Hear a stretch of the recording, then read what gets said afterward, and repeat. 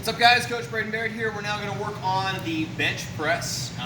We went over the overhead press in the last video, and we're going to take several of the concepts from the overhead press and apply it to the bench press, making this extremely simple to go over the bench press. So, Caden's going to go ahead and lay down on his bench.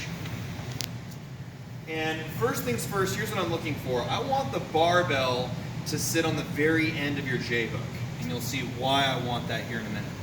Now, Caden's going to situate himself where if he were to look straight up at the ceiling, the barbell would cut his eyesight in half. So I should look straight down, and that barbell should be completely covering his eyes. So he's actually going to scooch down just a little bit.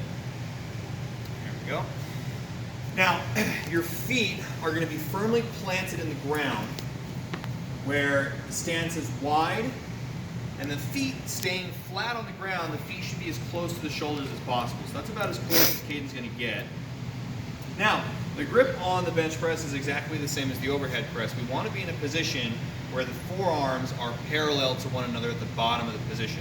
For the majority of men, that's going to be thumb width apart from the knurling.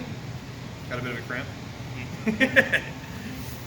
And so this is where he's going to have his grip. So go ahead and do that, Caden. Thumb width apart from the knurling. Again, the bar is sitting in the heel of the palm, not sitting in the, relax for a second.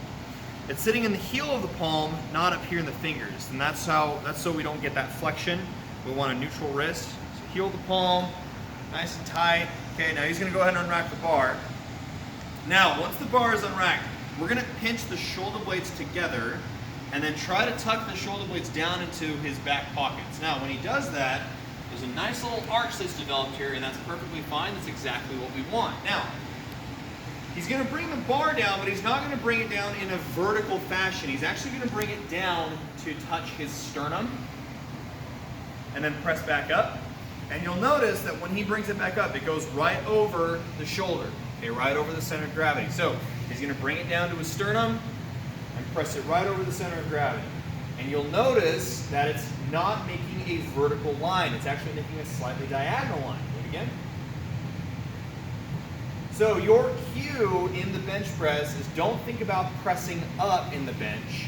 You're going to think about pressing back, because we want to get the barbell to get back over the shoulder joint as soon as we possibly can. That's where you're going to have the most amount of force production. So go ahead and do a set of 5.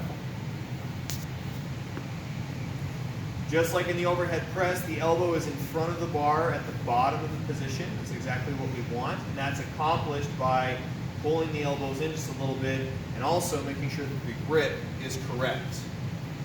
Parallel forearms at the bottom, tight back, feet are firmly planted, no tippy taps. That's good. That's the bench press.